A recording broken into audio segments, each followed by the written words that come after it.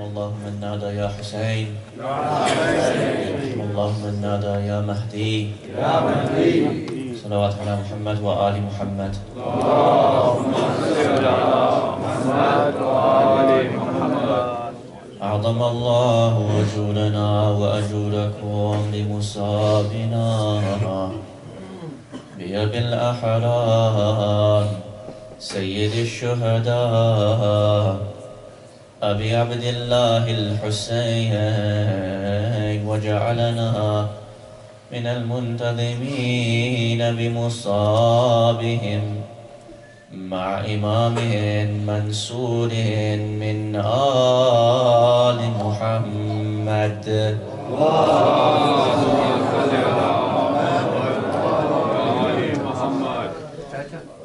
Aba Abdullah al-Hussain stands alone on the day of Ashura.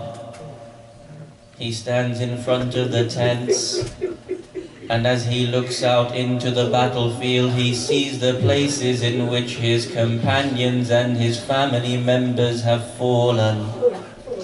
If he looks to one side, he will see this is the place in which his beloved Habib ibn Madahir has fallen. If he looks to another side, he will see this is the place in which his beloved Akbar's chest was split open by a spear.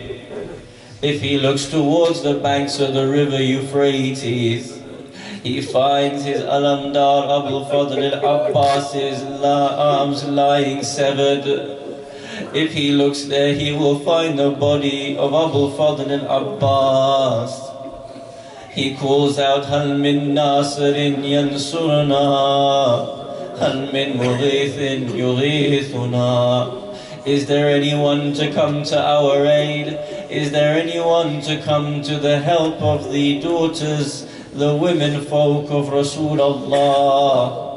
As he calls this, the women begin to cry. They begin to cry out, Ya Aba Abdillah, Ya Aba Abdillah. Imam returns back towards the tents. This is known as the first farewell. He goes in towards the tents and he addresses his sister Zainab. He says, Oh sister Zainab, will you pass me a sheet? Give me a cloth to wear. Oh my dear brother, why do you want a cloth? He says, they will ransack my body, they will take everything from me, but I want this cloth so that this is something that protects my body from being taken. Oh Aba Abdillah, the cloth may protect your body from being seen, but how will it protect it from the horse's hooves that will trample upon your blessed chest? He comes towards the women folk, he begins to bid his farewell, but as he does this, the crying in the tent becomes erupting. His son, Imam Zainul Abidin, begins to awaken from his illness and from his slumber. Imam looks towards his father and he says, Oh father, what is this that I hear? Why is everyone crying? Tell me, where is your beloved Habib? He says, Habib is no more. Imam says, Oh my father, tell me, where is your beloved Akbar? I know that you cannot live without your Akbar. Tell me, where is your Akbar? He says, Akbar is no longer here. He says, tell me, where is Abbas? He says, oh my son Sajjad, do not ask me about anyone else, for it is just you and I left from amongst the menfolk. Everyone has parted, everyone has gone. They have followed Satan's footsteps in that army. There is none left but us. Imam Sajjad looks towards his father, and then he looks and he begins to cry. He turns towards his aunties. He says to Zainab bin Kulthum, "Oh my auntie Kulthum, hand me a stick and hand me a sword." "Why do you want a stick and why do you want a sword?" "I want a stick so I have some strength to be able to stand up, and I want a sword so I can defend the grandson of Rasulullah." "Oh my father, how can I allow you to go when I am here?" Imam Hussain embraces his son Sajjad. "Oh my son Sajjad, you are the remnant of Ahlul Bayt. You are the Imam after me. Please, please be seated." He calls all of his family members. He says, "Ya Zainab, wa ya Kulthum, wa ya Ruqayya, wa ya Rubab, please come, take this pledge of allegiance. See that after me, Sajjad is the Imam." And then he sits with his son and he begins to deliver his Wasiyya. He says to him, "O Sajjad, when you return back to Medina and you recount this story, tell my Shia every time they drink a cold glass of water to remember my thirst." "O Sajjad, tell my Shia that every time they drink a cold glass of water to remember my thirst." He gets up and he begins to bid his farewell to each of the family members. They come and they embrace him. They throw themselves at the feet of Hussein. They begin to kiss his hands. They beg him not to depart. And he begins to exit that tent. As he does, he turns towards his sister Zainab. Sister Zainab comes towards him and says, "Oh my brother, before you enter into the battlefield, I ask you to walk in slowly so that I may have a few more seconds with you. Walk into the battlefield slowly." Imam al-Hussain begins to enter into the battlefield. As he does, Sayyida Zainab calls out, "Oh my brother, do you not wish to hear the last request of our mother Fatima Zahra?" Imagine how the Imam must have felt hearing the name of his mother at that time. He turns around towards his sister and says, "Oh my sister Zainab, tell me what is the wasiyah from our mother Fatima." Zainab comes forward and she kisses Hussein upon the chest. "Zainab, why do you kiss me on the chest?" "Because in a few minutes the horse's hooves will trample upon your body. It was our mother's request that I kiss you. She could not be there to kiss you on your chest today. She has given me this responsibility."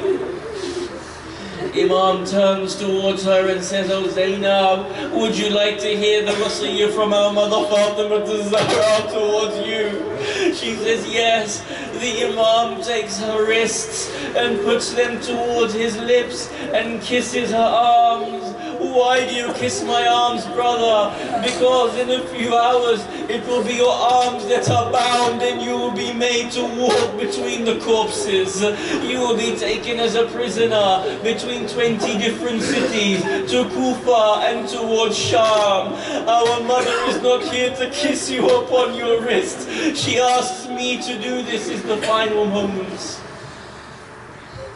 The Imam is said to have ascended his horse.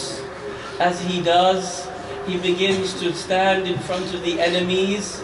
It is narrated that a young girl, maybe 3 or 4 years old, exits the tents.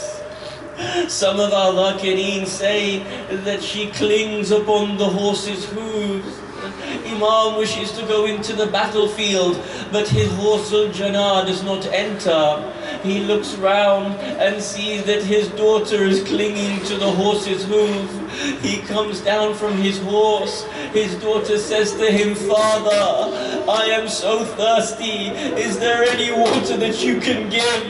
The Imam responds, how this must have torn his heart. He responds by saying, "Allah will quench your thirst, InshaAllah. He is my guardian and he is your guardian." "Oh my dear father, have you submitted to death?" He responds by saying, "There is no choice for us. Even if we were to go back to Medina, they would still try to kill us." She says, "My father, if that is the case, then please embrace me one last time. Allow me to rest my head upon your chest." Imam embraces her, places her towards his chest. They begin to cry together. But that moment comes when the Imam must lift her off his chest. "Oh Hussein, how did you lift her off your chest at that moment?" He takes his daughter and puts her back. "Zainab, Zainab, come and take this child back towards the tent. Oh Zainab, this is the farewell now. Oh Zainab, please bear patiently. Oh Zainab, you are the daughter of Murtada." Zainab responds by saying, "Oh brother, by Allah, you will find me as you desire. You will find me as patient as you desire." The Imam ascends his horse and he begins to ride into the battlefield.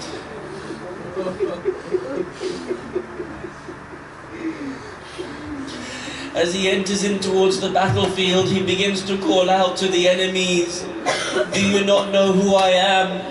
Do you not know I am the grandson of Rasulullah?" They say, "Yes, we do." "Do you not know that I am the son of Fatima al-Zahra?" They say, "Yes, we do." "Do you not know that I am the grandson of Khadija?" They say, "Yes, we do." "Do you not know that it is my uncle Ja'far who flies in the heavens with wings?" They say, "Yes, we do." "Do you not know that this sword besides me is the sword of Rasulullah?" They said, "Yes, we do." "Do you not know that this turban upon my head is the turban of Rasulullah?" They said, "Yes, we do." "Do you not know, and I ask you to admit, is my father not the first Muslim from amongst the history of Islam?" They said, "Yes, we do." "Then why do you attack me?" "We attack you because you are the son of Ali ibn Abi Talib. We swear that we will not allow you to drink a drop of water. Death will come to you before water parches your throat." The Imam rushes into the battlefield. The narrators say that he alone kills more than 1,800 of the enemies. As he does, they begin to surround him and try to strike him with everything that they have. He eventually reaches the water, the river Furat. As he descends from his horse, the Imam picks up that water and offers it to his horse, Sul-Jana. "Oh horse, you are thirsty, please drink before I drink." The horse looks away as if to say, "Master Hussein, the only reason I was created was because of your love. How can you ask me to be able to drink that water whilst you are thirsty, whilst Zayn al-Abidin is thirsty, whilst Zainab bin Kulthum are thirsty, whilst Fatima al-Sughra and Sukaina are thirsty? Why would you ask me to drink first?" At this moment, the enemies, in order to stop the Imam from drinking water, they cry out and they say, "Oh Hussein, will you drink water whilst your tents are being attacked?" The Imam ascends back upon his sword and draws back upon his horse and draws his sword. He returns back towards the tent to see that this was only a ruse to stop Imam al-Hussein from having a drop of water. He rushes back towards the tents. The women come out. They wish to see Imam al-Hussein for the final time. The next time you will see him, his head will be severed from his chest. His head will be upon a spear. They rush out and they begin to clamber upon Imam al-Hussein. "Hussein, do not leave us. Hussein, are you entering into the battlefield?" As the Imam begins to embrace his children, his wives and his sisters, one of the enemies calls out, "Attack Hussein!" Whilst he is attending to his women and children, they begin to shower the tent with arrows. If you have been to Kerbala, you will see where the tents are. You will know where Imam al-Hussain dies, where his qatnagah is. They shower the tents with arrows, piercing the tents. The Imam turns round like a raging lion. Do you dare attack my women whilst I am still alive? He rushes into the battlefield and begins to kill the enemies. He comes towards Umar ibn Sa'ad and says, "Oh Umar, I ask from you 3 things. The first is that you allow us to return back towards Medina. The second is that you give me something to drink. And the third is that you fight us 1-to-1. Fight me 1-to-1. Send your soldiers 1-to-1. Umar ibn Sa'ad responds by saying, "As for your first 2 requests, I don't agree to them. I will never allow you to return back to Medina. We will not give you a drop of water until you are martyred. But as for your third request, I allow." And he allowed 1-to-1 combat. The Imam defeated every single one of those enemies until Umar ibn Sa'ad says, "Do you not know that he is the son of Ali ibn Abi Talib? If you continue to strike him 1-to-1, he will kill you. Surround him." The Imam is on his horse. They begin to fire arrows at the Imam's body. Imam Muhammad al-Baqir narrates that there were more than 300 wounds upon my grandfather. All 300 were from his front, because my grandfather never turned around from battle. He was never struck in his back. They continue to pelt the Imam. They throw spears and swords. They throw and hurl arrows at him. The Imam is being wounded from all sides. At this moment, he begins to slump, and the narration says that as he falls from his horse, Imam Muhammad al-Baqir narrates, "When my grandfather fell from the horse, his body did not touch the ground. It was the arrows that touched the ground first. They dug themselves into my grandfather's body." Imam Muhammad al-Baqir narrates, when my grandfather fell from the horse, he did not resemble a human being. He resembled a hedgehog. That's how many spikes he had in his body. The Imam falls towards the burning flames of Kerbala. Again he calls out, "Oh Umar, will you give me a drop of water?" They say, "By Allah, we will never give you a drop of water until you pass from this world." The Imam is being surrounded by people. They begin to come and strike him. As he is trying to defend himself, his body is now struggling. The breath is being taken from him. His soul is beginning to depart from him as he begins to try to defend himself in any way in which he can. And he begins to look, and a man comes forward with a giant rock. He takes this rock in his hand. He comes square towards the face of Hussain ibn Ali. This is the same face that Rasulullah would kiss. This is the face that was in sujood of Allah. This is the face that when he was born went into sujood of Allah. This man comes forward with a rock and he hurls it at the face of Hussain ibn Ali. It bashes the face of Hussain. Hussein's forehead is split open. The blood begins to gush. At this moment, the Imam, he takes that sheet, that cloth that is covering his body. He lifts the cloth towards his head in order to wipe the blood from his eyes. As he does, Kerbala comes forward. Kerbala takes a special arrow. This arrow is not just 3-pronged, but this arrow has poison in it. Oh Kerbala, why did you have to dip this in poison? Why did you have to dip that arrow in poison? Why would you do that to our Imam? He takes the arrow and he walks up directly towards the Imam from point blank range. He pulls the arrow back. Imam has his stomach showing because he is wiping the blood from his face. Kerbala strikes Hussain into the heart with that three-pronged arrow. He calls out, Bismillah, wa billah, wa ala millati Rasulillah. This is on the path of Allah. Do not fear, Hussain. Your reward is with Allah. He calls out, Bismillah, wa billah, wa fi sabilillah, wa ala millati Rasulillah. At this moment, the arrow has gone so deep into his chest, it has come towards the back. The Imam pulls the arrow from outside his back. The blood gushes out. He turns towards the sky. Oh Allah, bear witness, they are killing the only grandson of your Prophet. Bear witness, they are killing the only son of the daughter of your messenger. At this moment, he takes the blood and he begins to wipe it upon himself. As he does, one man comes from behind him by the name of Malik. Malik comes behind him with a sword. This is the moment where Hussain ibn Ali his head will be split open. Malik, as a coward, doesn't even come from the front. Malik comes from behind. Imam al-Hussain, he has his armor on him. He has his headgear on him.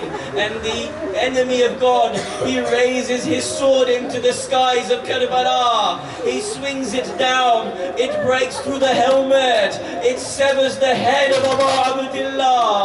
He takes that blood and he begins to wipe it upon his beard. He says, this is the way I will meet my grandfather. This is the way I will come to my grandfather with my blood all over me.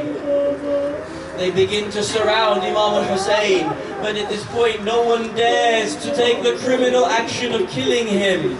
They begin to surround him. At this moment, the women are hearing the calls of Hussain.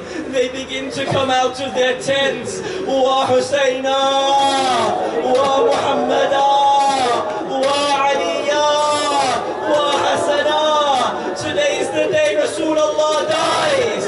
Today is the day Ali dies. Today is the day Hassan's liver is torn. Oh Hussain!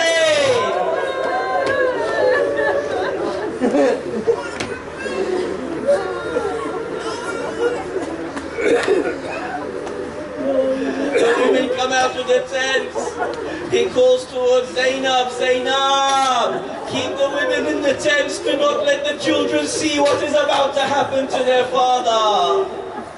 At this moment, Zainab has the hand of Abdullah ibn Hassan, the son of the second Imam. This young boy, he is but a young boy. He says, do not kill my uncle. I will not allow you to kill my uncle. He leaves the hands of Sayyida Zainab. He runs into the battlefield. Oh Hussain, how do you defend your nephew when you have had your head split open? His nephew rushes towards him. Do not strike my uncle. At this moment, one of the enemies comes forward and tries to strike the boy. The boy has nothing with him, no sword to defend himself. He puts out his arm. His arm is severed. Oh Abdullah, you have shared in the same ending as your uncle Abbas. Be proud, be proud. At this moment, he cries out, oh uncle, they have severed my arm. He says, bear patiently. In a few minutes, it will be your grandson, your grandfather Rasulullah that quenches your thirst. He embraces his young nephew, but again, one of the enemies comes forward with an arrow and thrusts this into the young nephew, striking through his body and into the body of Abu Abdullah. This will be the last arrow that you have to bear, O my Imam.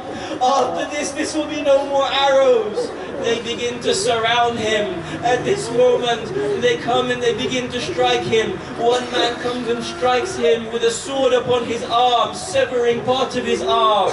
They begin to come and hurl stones at him. They begin to come and hurl anything at him. But now is the call. The call is finish him. Put him out. Finish Hussain. How does a person say those words, finish Hussain? They begin to surround him. No one dares kill Hussein, but one man comes forward. Shimr bin Diljoshan comes forward. He takes out a blunt dagger. At this moment, Zainab cries out, "Oh Umar, will you watch while the grandson of Rasulullah is being killed?" Umar turns his face away in shame. She says, "Is there not a Muslim from amongst you? Is there no Muslim to come to help Abu Abdullah?" She runs in towards the battlefield. "Oh my brother Hussein! Zainab, go back!" One poet, he says that as Zainab stands until the Zainabiyah, Hussein calls out to the earth, "Oh earth, lower yourself. I do not want my sister Zainab to see what is about to happen." The poet says, Zainab responds and says, "Oh earth, I want to see what happens to my brother in these last moments. Raise yourself. I want to see what happens." Shimr, he pulls out that blunt dagger. He comes towards the grandson of Rasulullah. As he does, he kicks Hussein over onto his back. He sits up on his chest. He pulls the beard of Hussein up. He takes that blunt dagger and he begins to strike the blessed neck of Hussein. He strikes him once and again and again and again. 9, 10, 11, 12 strikes upon the neck of Hussein. He takes the head of Hussein into his hands. He raises it into the air. All of the angels come to see. All of the Anbiya come to see. Fatima az-Zahra, she comes from Medina. Shiver, let go of my sultan. That is my sultan. Jibreel calls out, "قد قتل الحسين بأرض كربلاء. قد صبح الحسين بأرض كربلاء." He places the head of Hussein upon a spear.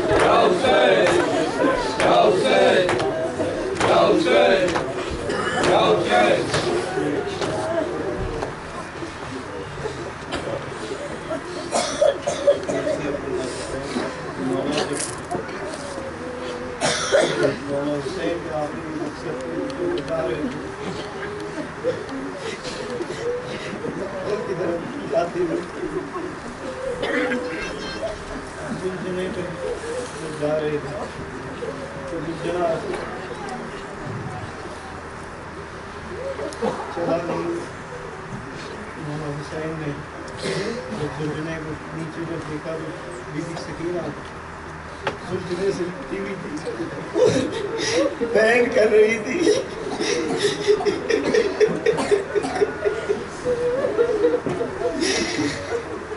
एक बार और मुझे गोद में ले लो बाबा,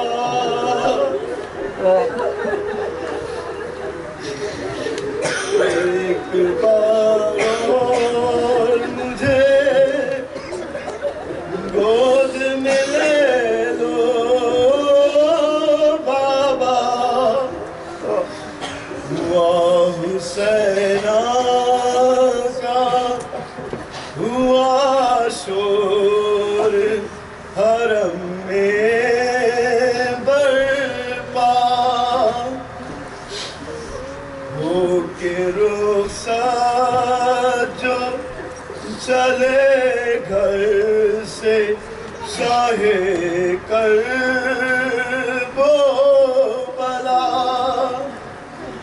सुन के ये दौड़ी सकीना के है